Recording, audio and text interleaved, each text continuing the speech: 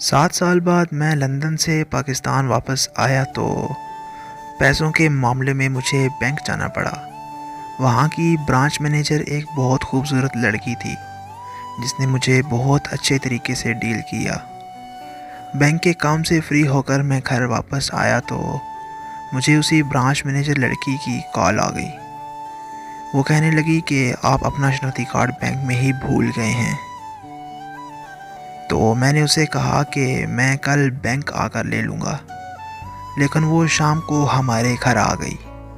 کہنے لگی کہ میں یہیں پاس میں رہتی ہوں، بینک سے واپس گھر آ رہی تھی تو سوچا کہ میں آپ کو شناختی کارڈ پکڑاتی جاؤں۔ ہمارے گھر میں میرے علاوہ میرے ماں باپ اور ایک چھوٹا بھائی تھا۔ امی نے اسے چائے کا پوچھا تو اس نے ہاں کر دی۔ پھر اس نے ہمارے ساتھ بیٹھ کر چائے پی اور اپنے گھر چلی گئی۔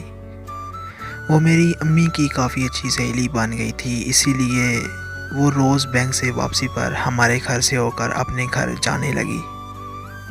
میں اور وہ روز شام کو چائے پیتے اور خوب باتیں کرتے۔ ہم نہ صرف بہت اچھے دوست بن گئے بلکہ وہ ہمارے گھر کا ایک فرد بن چکی تھی۔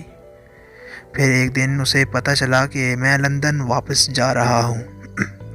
وہ میرے کمرے میں آ کر رونے لگی اور کہنے لگی کہ میں آپ سے بہت پیار کرتی ہوں، میں آپ کو دیکھے بنا نہیں رہ سکتی، اس لیے روز آپ کے گھر آتی ہوں، آپ پلیز مجھ سے اتنی دور مت جائیں۔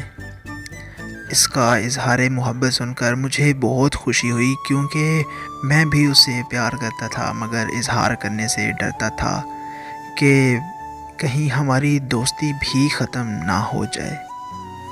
پھر میں نے اسے گلے لگا کر اپنی محبت کا اظہار کیا اور وعدہ کیا کہ میں اسے چھوڑ کر کہیں نہیں جاؤں گا۔ اسی طرح میں واپس لندن نہیں گیا۔ پھر ہمارے گھر والوں کی ملاقات کے بعد ہمارا رشتہ پکا ہو گیا۔ 15 دن بعد ہماری شادی رکھ دی گئی۔ ہم دونوں نے اپنی شادی کی ساری شاپنگ ساتھ میں کی۔ ہم دونوں بہت خوش تھے مگر ہمیں کیا پتہ تھا کہ ہماری خوشیوں کو کسی کی نظر لگنے والی ہے۔ ہماری شادی کے ایک ہفتہ پہلے اس کی بڑی بہن کی موت ہو گئی۔ ان کے گھر میں ماتم چھا گیا۔